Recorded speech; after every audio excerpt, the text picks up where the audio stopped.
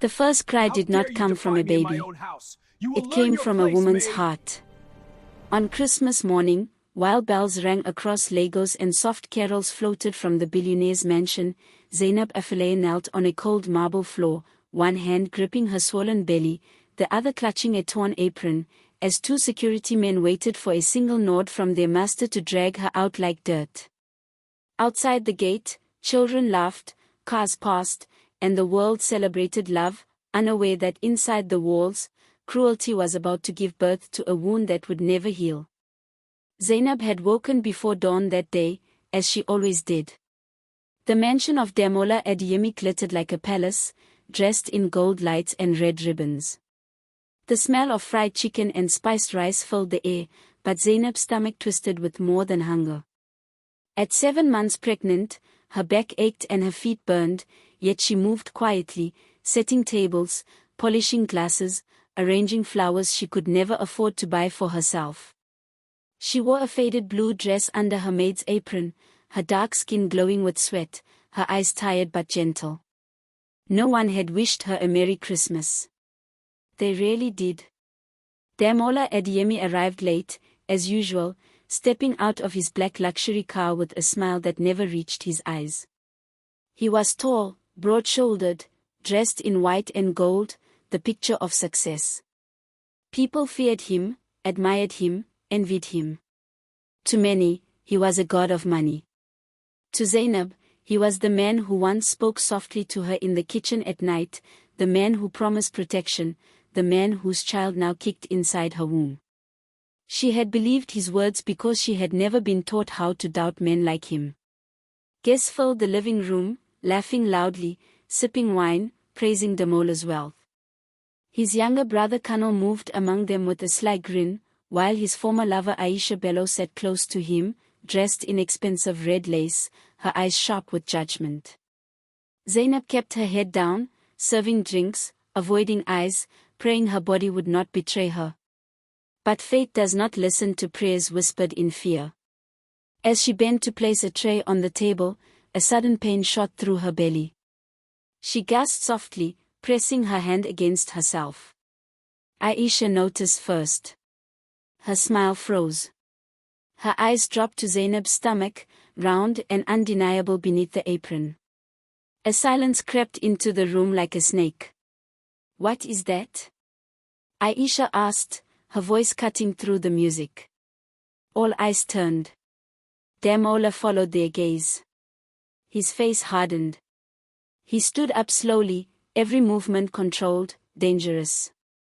Zainab felt her legs weaken. She wanted to speak, to explain, to beg, but the words tangled in her throat. "Answer her," Damola said, his voice calm, too calm. "What is that?" Zainab opened her mouth. "Sir. I am pregnant." The room exploded in whispers. Some guests laughed nervously.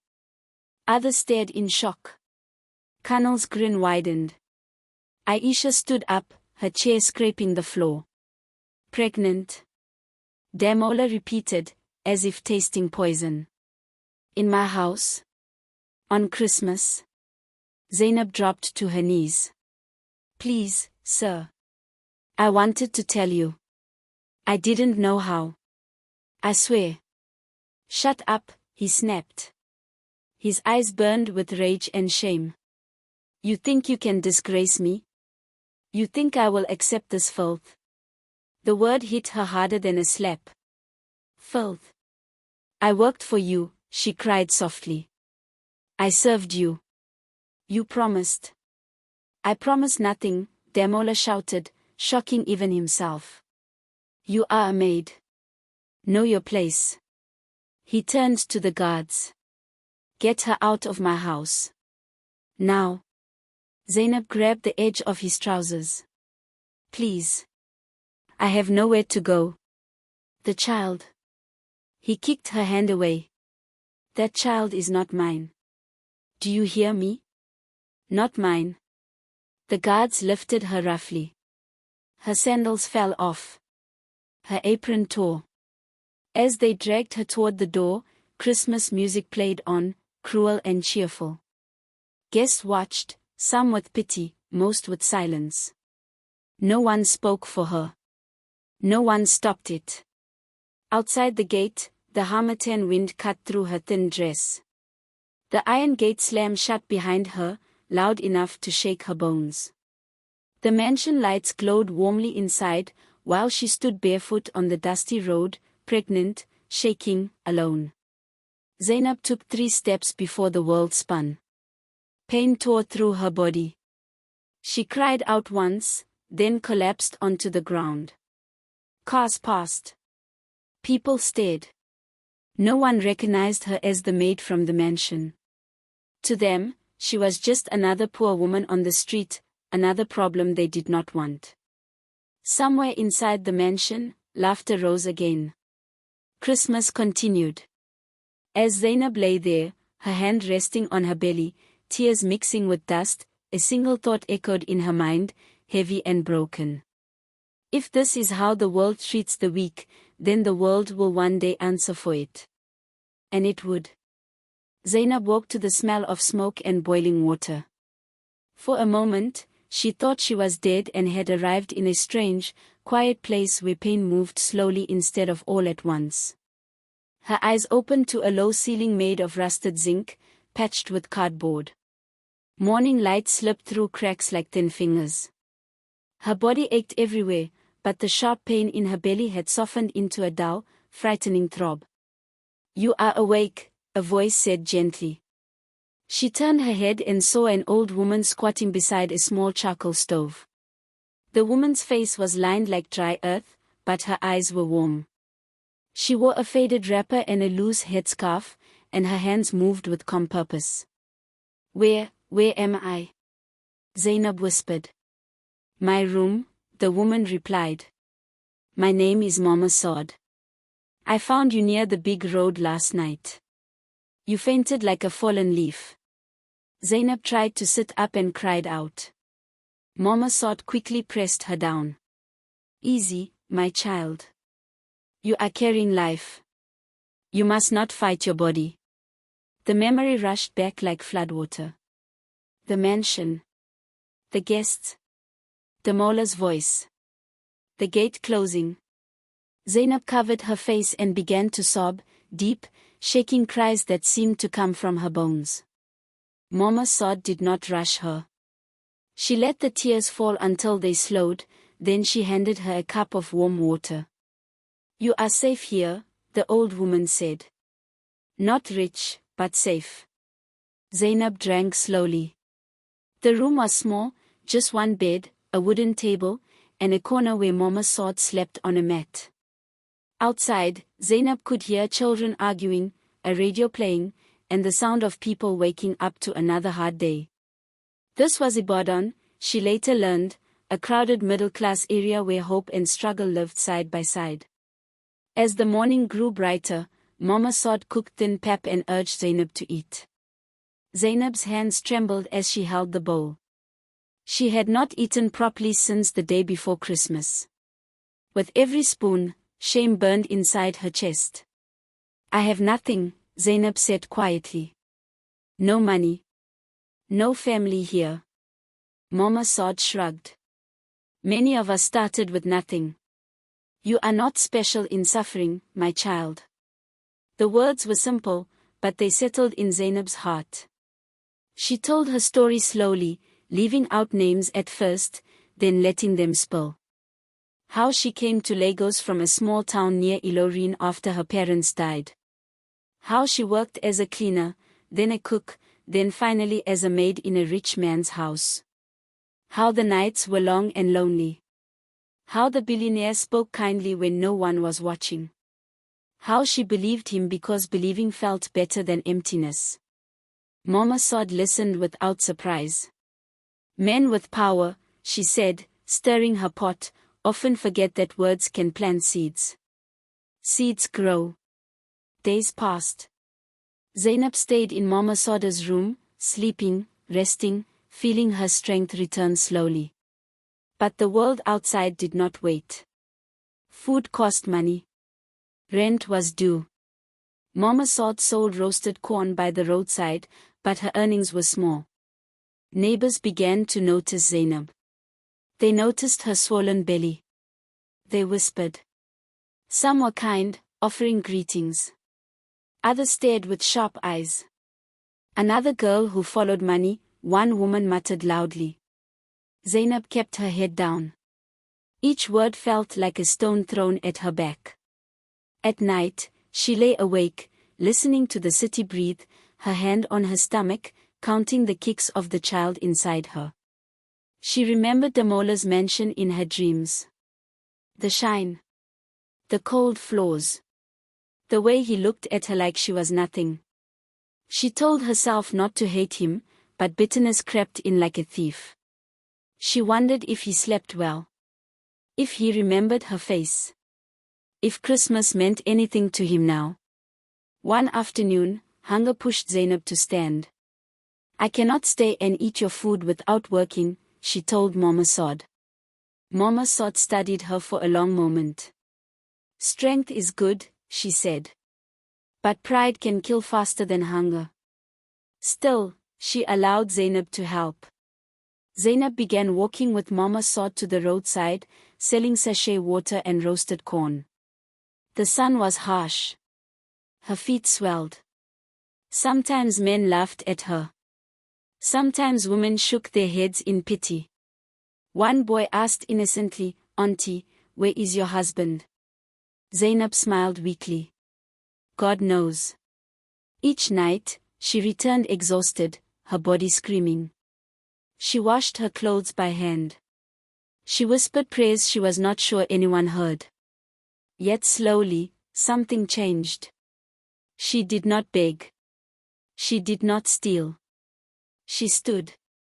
Far away in Lagos, Damola Adeyemi's life continued as if nothing had happened. Newspapers praised his success. Christmas photos of him smiling with guests filled social media. Aisha stayed close to him, enjoying the attention, the gifts, the promise of marriage. Kana laughed loudly, drinking and plotting. But sometimes, late at night, Damola woke suddenly, his chest tight. He would see a woman kneeling on marble, her eyes full of fear. He would shake his head and tell himself it meant nothing. He had done what any man of his status would do. Weakness had no place in his world. Back in Ibadan, Zainab doubled over one evening as pain gripped her belly. Mama Sod rushed to her side. This child, the old woman said softly, fear in her eyes, is in a hurry to meet the world. Zainab gasped, sweat pouring down her face. In that moment, she realized the truth she had been avoiding. She could survive hunger. She could survive shame. But bringing a child into a cruel world without protection was a different battle. As thunder rolled in the distance and the sky darkened, Zainab held her belly and whispered through tears, I will not let you suffer for my mistakes. She did not know how she would keep that promise. She only knew that from this point forward, there was no turning back. The rain came hard that night, beating on the zinc roofs of Ibadan like angry fists. Water rushed through the narrow paths between houses, carrying dust, paper, and forgotten dreams. Zainab lay on the thin mattress, her body curled around her growing belly, listening to the storm and wondering if the world was crying with her or at her. The pain from earlier had eased, but fear stayed behind, sitting heavy in her chest. Morning brought no mercy.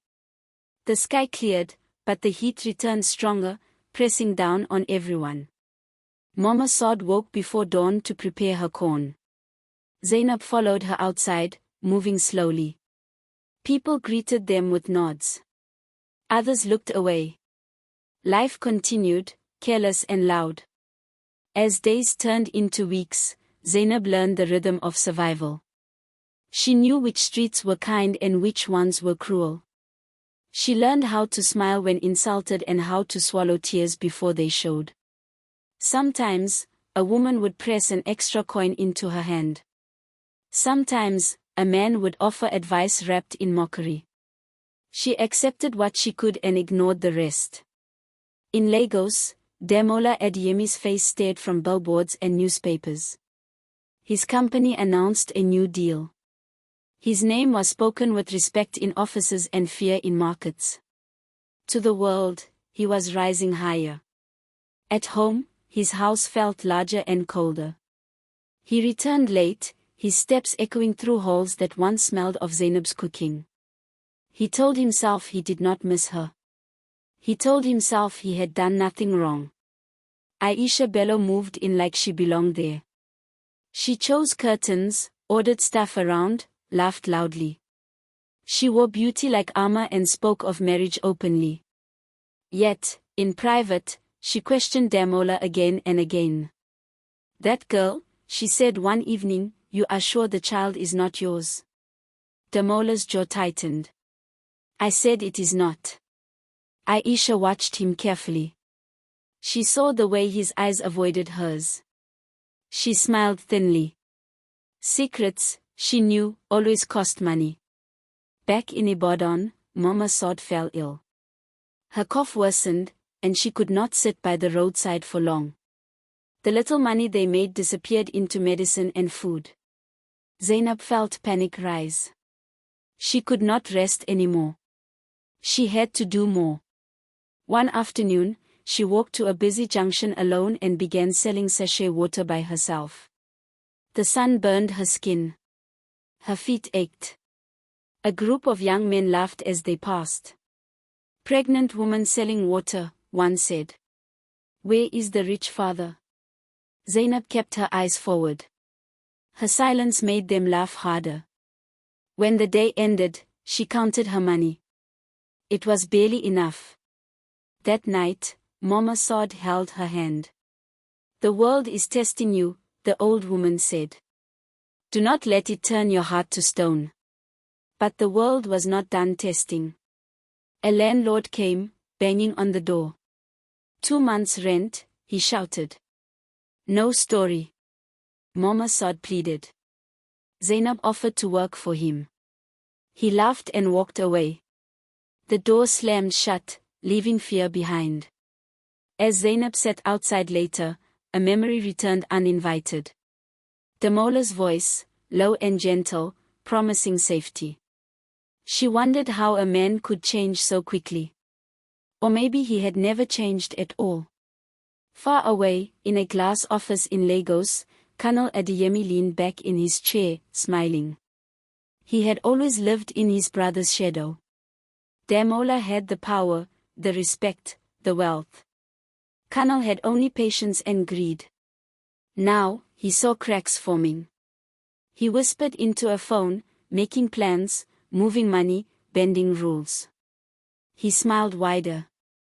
Christmas had passed, but the season of taking was just beginning. That same week, Zainab collapsed again, this time in the street. Mama Saad and neighbors rushed her to a small clinic on the edge of the city. The building was old, its paint peeling, but the nurse's hands were steady. The doctor examined Zainab carefully. His face grew serious. "You must rest," he said. "Your blood is low. Stress is dangerous." Zainab nodded weakly. "My child?" she asked. "For now, the child lives," the doctor replied. "But you must be careful."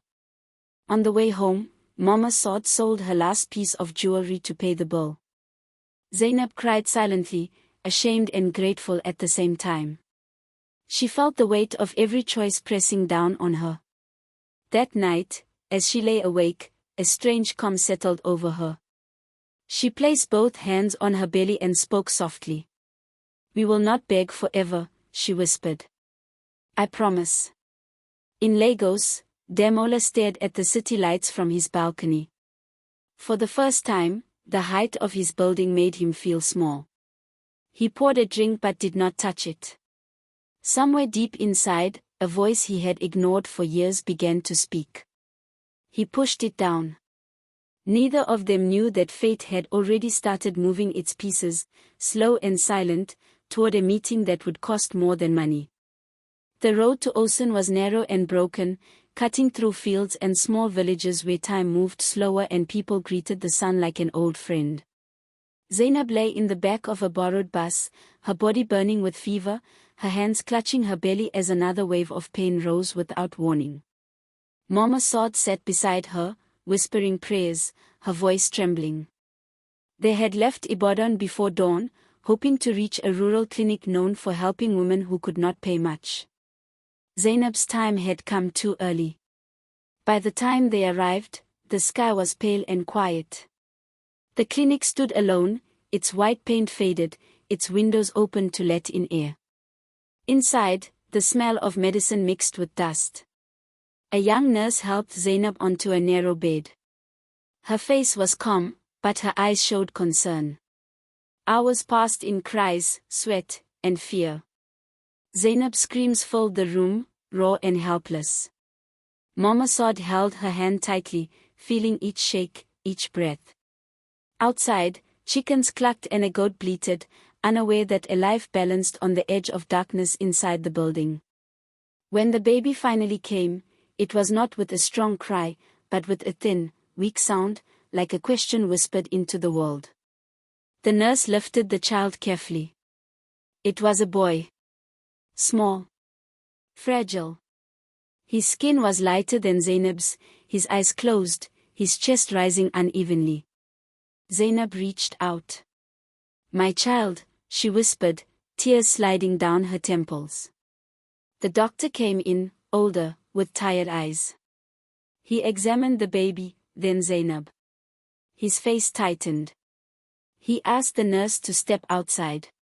Mama Saad stood up, fear creeping into her bones. "There is something you must know," the doctor said quietly.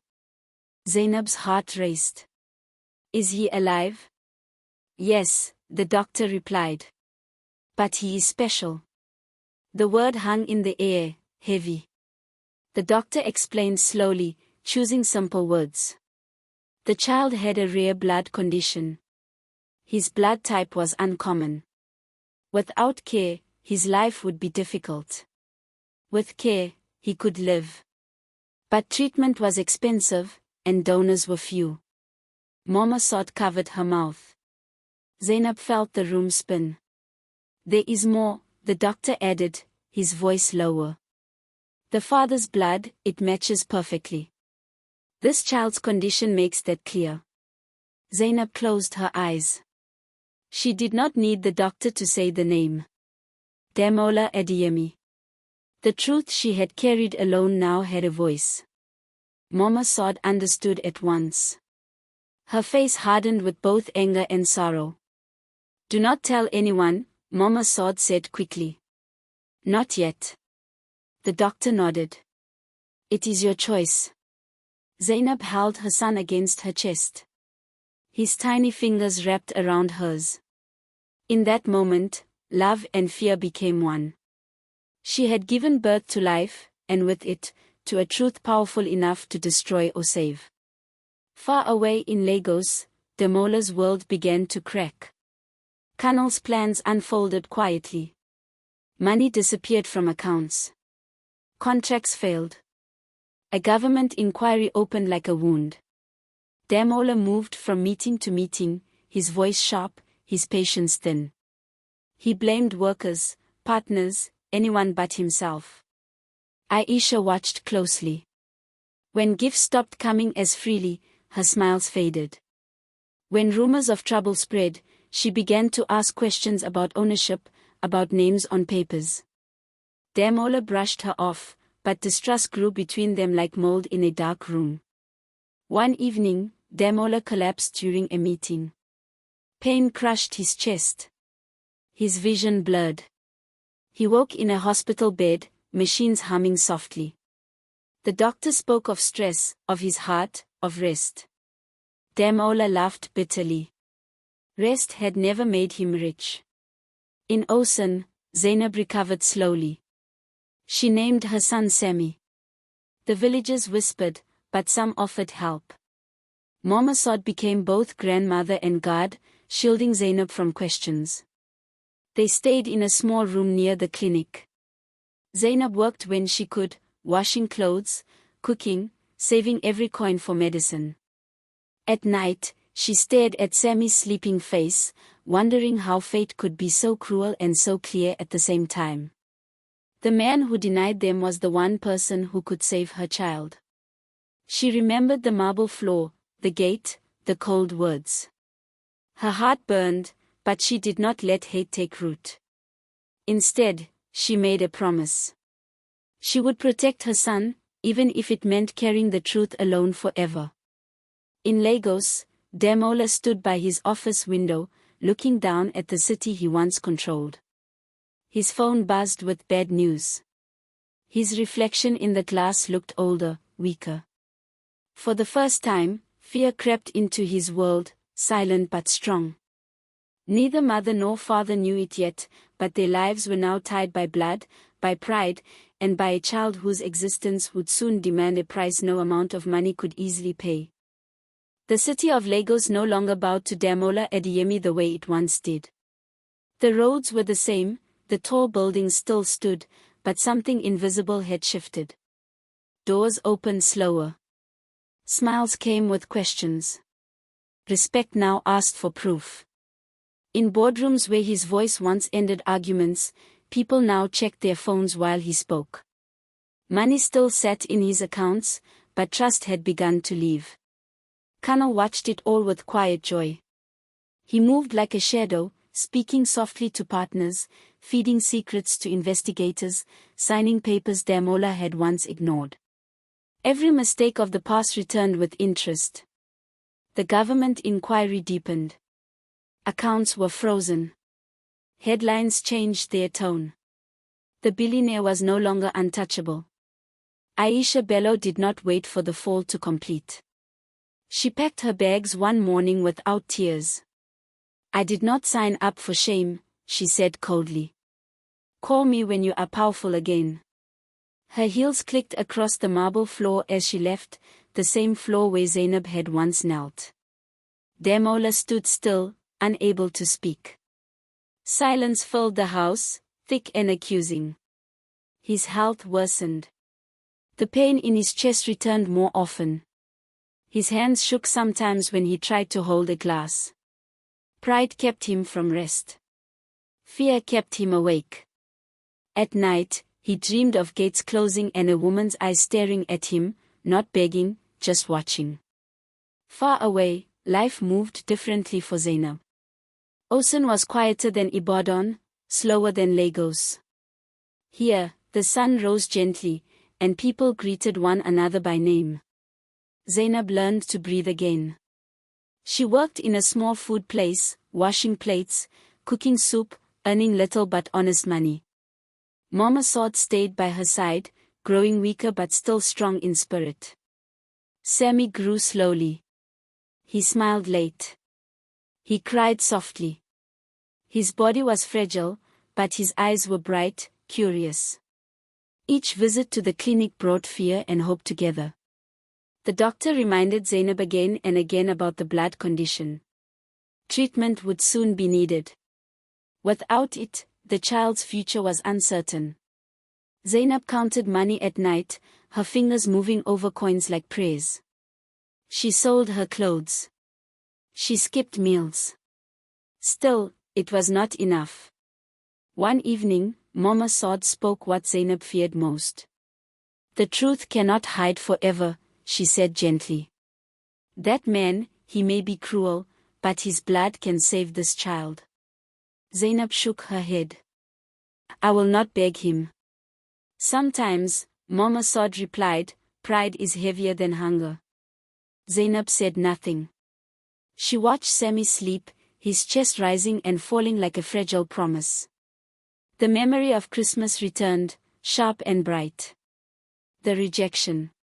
The shame. Her heart closed like a door.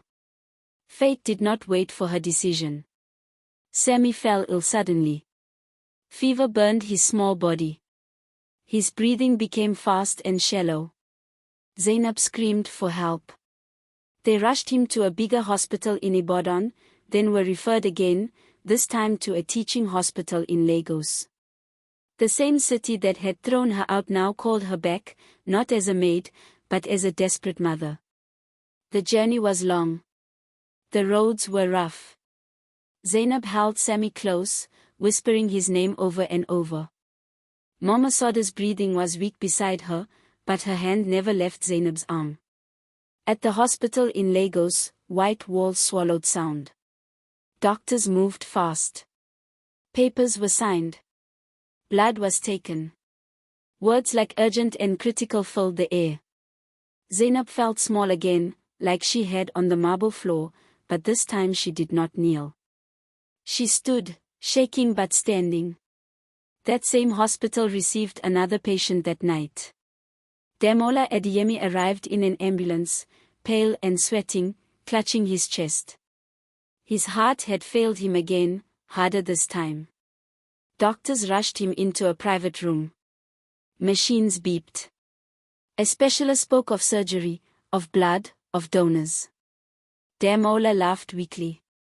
"Money is not the problem," he said. "Get what you need." But money could not buy matching blood quickly. In the waiting area, Zainab sat holding Sammy, her eyes red from crying. Mama Saad slept beside her, exhausted. Nurses moved around them without knowing their story. The air was thick with fear. A doctor approached Zainab. "Madam," he said carefully, "your child needs blood urgently. A very rare type. We are searching." Zainab's heart pounded. She already knew the answer. She looked down the hallway, feeling something pull her forward. Memories, pain, truth, all pushing her feet. Down another corridor, Damola lay half-conscious, listening to doctors argue softly. His vision blurred. In the glass reflection of a machine, he saw a woman walking past the door, her face thinner, her eyes older, but unmistakable. Zainab. Their eyes met for a second. The world froze. Damola's breath caught. Zainab stopped walking. Time stretched, heavy with everything unsaid. She did not turn away. She did not bow. She stood tall, holding a child wrapped in a worn cloth. Damola opened his mouth, but no sound came. His heart monitor beeped faster. Zainab looked at him once, fully. Not with anger. Not with love. But with truth. She turned and walked on. Damola closed his eyes as tears slid into his ears. In that moment, he understood something too late. Power could reject people, but blood never lies. The city of Lagos had grown quieter that evening, as if holding its breath. Lights shone in high towers, cars hummed along the roads, but inside a small hospital room, the air was thick with anticipation. Zainab sat by the window, holding Sammy close, her eyes scanning the hospital corridor. Mama Saad dozed beside her, thin breaths rising and falling in rhythm with the child's heartbeat. The doctor had warned her, the next few hours would determine everything. Damola Adeyemi lay in the adjacent room, pale, weak, a shadow of the man who once commanded empires with a glance. His chest ached, his hands trembled, and for the first time, he was powerless. The surgery he needed could wait, but what could not wait was the blood matching his rare type. Nurses moved quickly, searching donors, whispering possibilities, urgency in their steps. And then Zainab's turn came. She had been asked to enter the donor room. She carried Sammy in her arms, careful not to let him fall asleep, careful not to let her own fear show. When she was led into the room where Damola rested, their eyes met across the white sheets. He did not speak. He could not. Guilt, fear, and the memory of his cruelty pressed down on him heavier than any wealth or pride had ever done. "Zainab," he whispered finally, but it was more of a croak than a word. His voice was broken, shaking. She looked at him steadily, holding the child closer. "He will survive," she said softly. "Because life is stronger than cruelty." Damola's eyes widened. The realization hit him like a hammer. Sammy, her child, was his blood. The child he had denied. The life he had rejected. The life he had believed he could control and discard. And now, that life held the power to save him. The nurses prepared Sammy for the donation. Zainab's hands shook as they drew the rare blood. The child's small body trembled but remained alive. She whispered to him, "Be brave, my son. Your father will learn soon." The process completed, and Zainab held Sammy tightly, her heart thundering. Damola's color improved slightly. Machines beeped steadily. Doctors nodded in quiet relief. The life that he had once crushed now gave him a chance to live, yet the cost weighed more than any machine could measure. Hours passed. Damola's pulse strengthened, but he remained silent, staring at Zainab and the child. The truth was undeniable now. He had thrown her out, denied her, and rejected the life he had created. All the wealth in the world could not undo the cruelty of his actions. When he tried to speak, Zainab stepped forward, her voice firm yet soft. "You will live, Damola Adeyemi. But remember this, the lives you trample, the hearts you break, they remember. Your power cannot protect you from truth." Tears formed in his eyes. For the first time, he understood fear, helplessness, shame. The empire he had built felt hollow. Aisha's laughter, Colonel's plotting, his own arrogance, they meant nothing now. All that remained was the child he had refused to recognize and the woman he had scorned. The next day, Christmas lights twinkled faintly in Lagos, but Damola did not notice. He had no strength for celebrations, no heart for revelry. Zainab, holding Sammy in her arms, walked through the hospital corridor, her steps quiet but firm. Mama Sod followed, proud yet tired. The world continued around them, but the balance had shifted. Damola never fully recovered. The combination of stress, guilt, and physical weakness left him fragile. He spent days reflecting on every decision, every cruel word, every moment he thought he was untouchable. When he finally passed, it was peaceful but tragic, a wealthy man alone, remembering the one he had destroyed and the child whose existence he had ignored. Zainab wept, but not with weakness. She wept with understanding, with sorrow, with the knowledge that life was both beautiful and cruel. Sammy slept in her arms, oblivious to the lessons being written around him. Mama Sod touched Zainab's shoulder. "You have survived what most cannot. Remember this, cruelty may rise, but kindness leaves a mark that wealth can never erase." Weeks passed, and Zainab rebuilt her life quietly. She opened a small shop selling food, providing for Sammy with dignity and love. People whispered of the woman who had risen from rejection to strength, of the child who had saved a man who could not recognize humanity until the very end. But Zainab did not seek revenge, did not boast, did not call attention to herself. She understood the moral clearly: life balances itself, and those who sow cruelty will one day reap its consequences. As the sun set over Lagos, painting the sky in shades of gold and crimson, Zainab held Sammy close and whispered, "You will grow in truth, in courage, and in love. That is the power the world cannot take away." And far above, in the glittering towers, empty rooms, and cold halls, the memory of a cruel billionaire faded, leaving behind a story for all who would listen, that power without mercy is hollow, wealth without conscience is empty, and love, even in its quietest form, carries a force stronger than pride, stronger than money, stronger than cruelty. If you enjoyed this story, make sure to subscribe to our channel, hit the notification bell, and share this tale with friends and family. African stories carry lessons, warnings, and hope. Stay with us till the end to witness the drama, the emotions, and the unforgettable twists. Remember, every story has a lesson, and every lesson can change a life.